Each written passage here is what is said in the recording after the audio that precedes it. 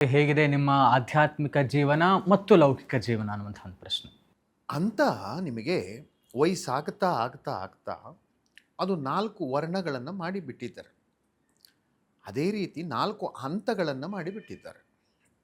ಬ್ರಹ್ಮಚರ್ಯ, ಗೃಹಸ್ಥ, ವಾನಪ್ರಸ್ಥ, ಸನ್ಯಾಸ. ನಾವೀಗ ವಾನಪ್ರಸ್ಥದಲ್ಲಿದ್ದೀವಿ.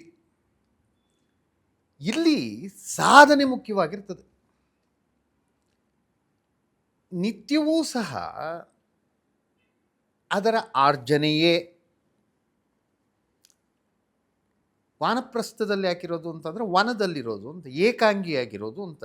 ಆ ಏಕಾಂಗಿತನದಲ್ಲಿ ಎಲ್ಲವನ್ನು, ಏಕಾಂಗಿ ಏನಲ್ಲ, ವನಕ್ಕೆ ಹೋದರೆ ನಿಮಗೆ ಆಶ್ರಮ ಕಟ್ಕೊಳ್ಳಿ ಇನ್ನುವಂಥದ್ದಿದೆ. ಆಶ್ರಮ ಕಟ್ಕೊಂಡ ನಂತರದಲ್ಲಿ ಅಲ್ಲಿಗೆ ಬರ್ತಕ್ಕಂಥ ವಿದ್ವಾನ್ಗಳು, ವಿದೂಷಿಗಳು, ಜ್ಞಾನಿಗಳು, ಜ್ಞಾನ ವೈರಾಗ್ಯ ಸಂಪನ್ನರು, ಋಷಿಗಳು, ಮುನಿಗಳು ಎಲ್ಲರನ್ನೂ ಸೇರಿಸಿ ನಿಮ್ಮ ಜ್ಞಾನವನ್ನು ಹೆಚ್ಚಿಸ್ಕೊಳ್ಳೋ ಅಂಥದ್ದು, ವೃದ್ಧಿಸ್ಕೊಳ್ಳೋ ಅಂಥ ಹಂತದಲ್ಲಿರೋದ್ರಿಂದ ಈಗ ಅದು ಸಾಗುತ್ತಾ ಇದೆ. ನಿಮ್ಮಂಥ ಜ್ಞಾನಿಗಳೆಲ್ಲರ ಒಡನಾಟ ಅದನ್ನು ಇನ್ನಷ್ಟು ಸಾಣಿ ಹಿಡಿದ ಕತ್ತಿಯನ್ನಾಗಿ, ಆ ಜ್ಞಾನದ ಕತ್ತಿಯನ್ನು